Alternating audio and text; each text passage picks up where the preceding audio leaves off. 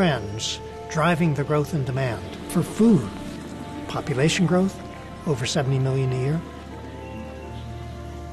Rising affluence, 3 or 4 billion people wanting to move up the food chain, consume more meat, milk, and eggs.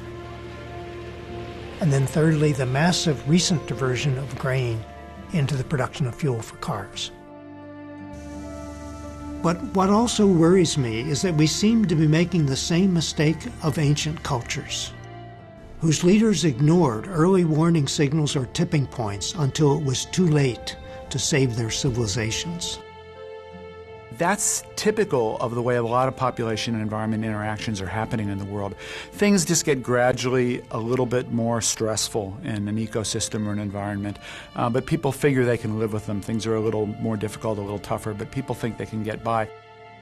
And then suddenly some kind of tipping point is reached. The question is, have we reached those critical tipping points?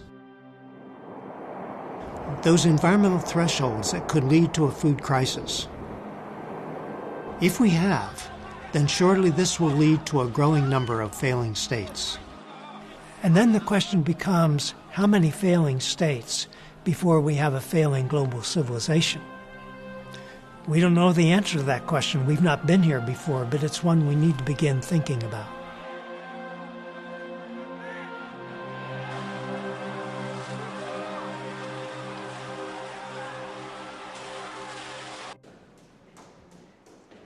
During Lester Brown's world tour, he usually tailored his lecture to suit the background of his audiences. But one theme remained constant.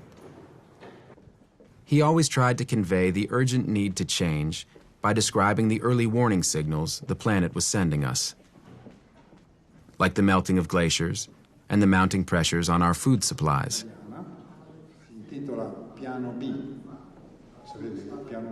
But of all the early warning signals, none resonated with audiences more than the growing number of failing states.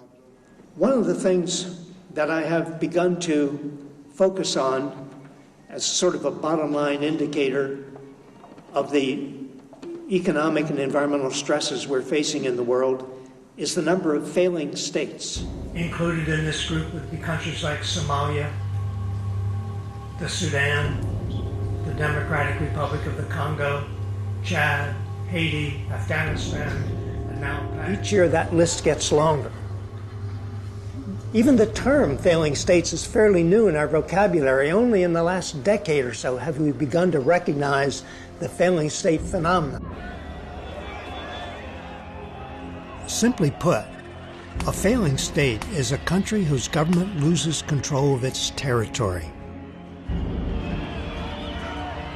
It's where the capacity of government to provide personal security, to provide food security, to provide basic social services like education and health care has broken down and in some cases disappeared entirely. We see this in countries like Afghanistan, Somalia, Democratic Republic of the Congo. One of the best examples of this is Haiti. Today, as Haiti struggles with the aftermath of a major seismic event, it's become, like Katrina, a global symbol for catastrophic disasters. But well before the great earthquake struck, Haiti was already a humanitarian nightmare, a failing state that never should have happened. Not very long ago, 60% of Haiti was covered with trees. Today, all but 2% of the forests are gone. Once, Haiti was self-sufficient in food, but as a result of uncontrolled logging and extreme soil erosion, food production could not keep up with demand. Soon, Haiti became the poorest nation in the Western Hemisphere.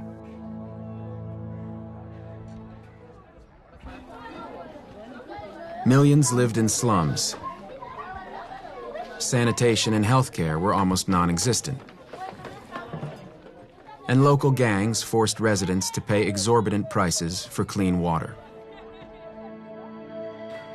Eventually, political alienation and environmental stresses led to frustration and then anger. What does Haiti mean? Well, one thing it means is it shows how you get this nexus of forces, this interplay of forces of environmental degradation, population pressures, and political instability. You have to think of environmental stress as kind of an underlying pressure, almost a tectonic stress within the society that increases the likelihood of violence but doesn't necessarily cause it by itself. It has to come with other things such as weak governments, availability of weapons, and also deep ethnic cleavages within a society that can make violence more likely. And then all of a sudden you get a dramatic outbreak of riots in the streets. We saw the effect of this when world grain prices tripled in late 2007, early 2008. Because Haiti could not get enough food, violent protests forced the president to resign.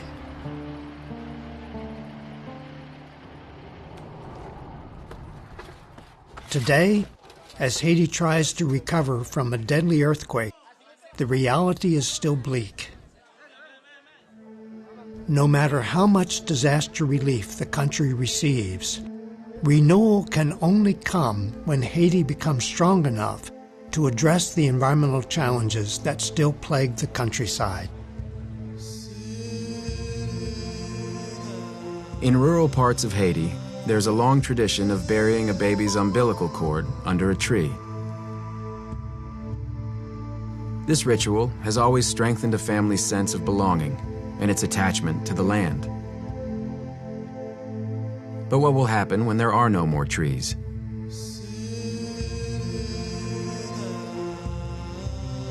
Will Haitians lose their deep connection to the land?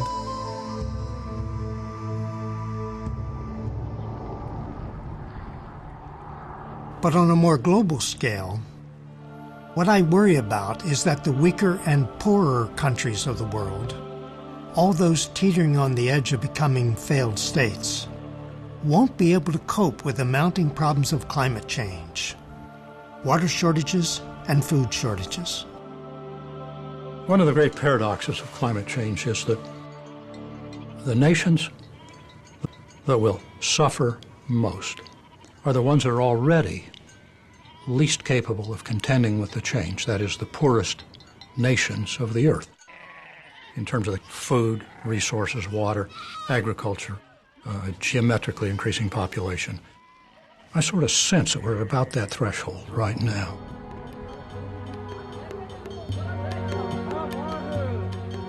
Climate change is a threat multiplier for instability in fragile regions of the world. If you have tens of millions of people migrating, both because of political instability that's exacerbated by either sea level rise or a natural disaster, you have a situation with millions more people who could be compelled to flee. This is a conundrum of problems that we may face in future years in regions that are key strategic interest to the United States. We see this in many ways today. We see Afghanistan and now Pakistan being a training site for terrorists, for example. We see Somalia with piracy in the oceans, creating extraordinary headaches for the industrial countries trying to figure out how to protect the ships that move through the Indian Ocean and into the Suez Canal. We're faced with an extraordinary challenge, and I don't think we've yet grasped the full dimensions of it.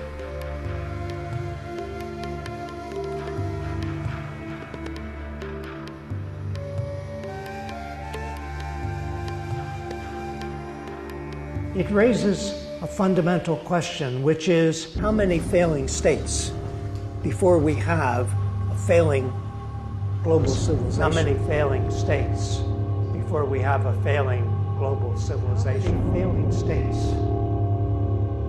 before we have a failing global civilization.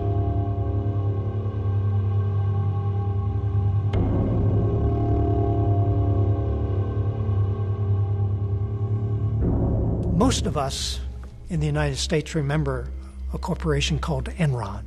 In the late 1990s, it was probably on the cover of more business magazines than any other corporation in the country.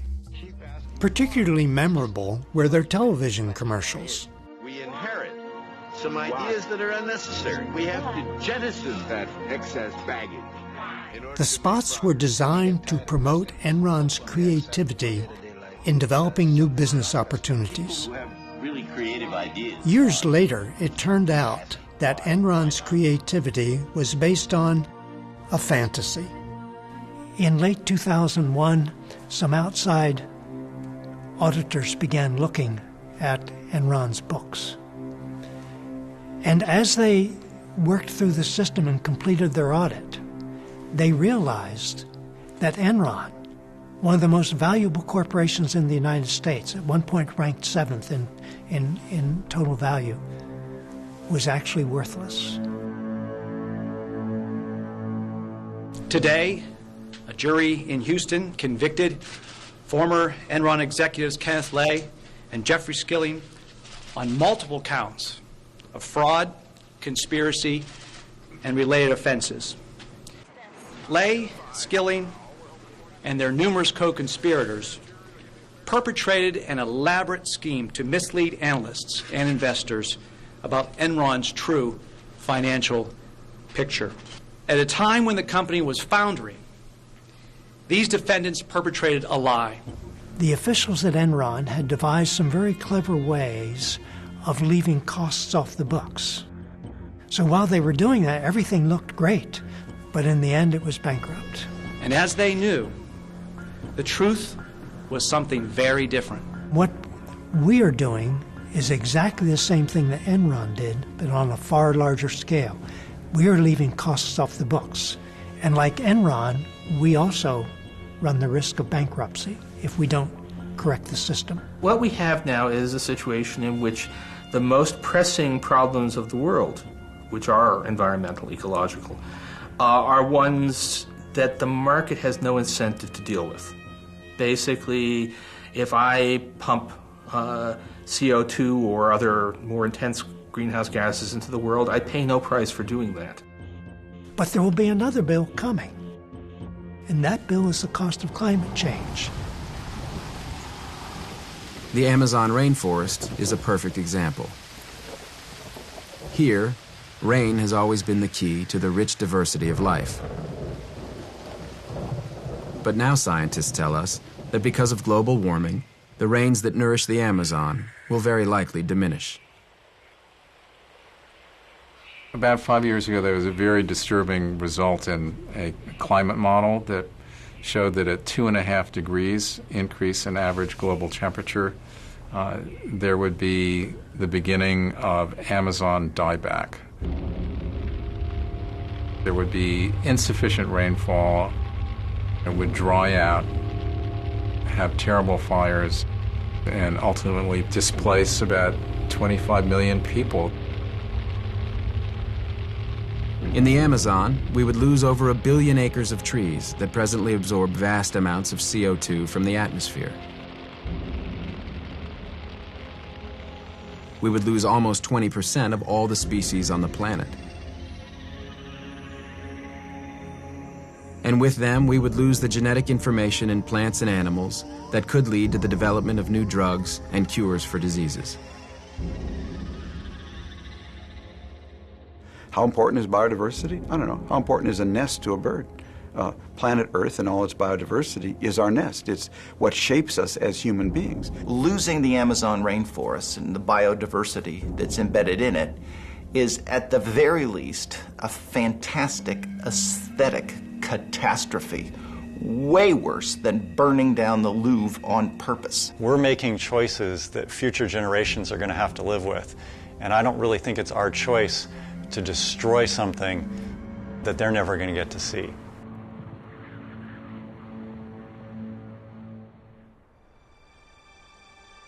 Yet most world leaders argue that the cost of drastically cutting CO2 emissions to save the Amazon rainforest or other regions threatened by climate change is just too expensive. But they forget the cost of inaction.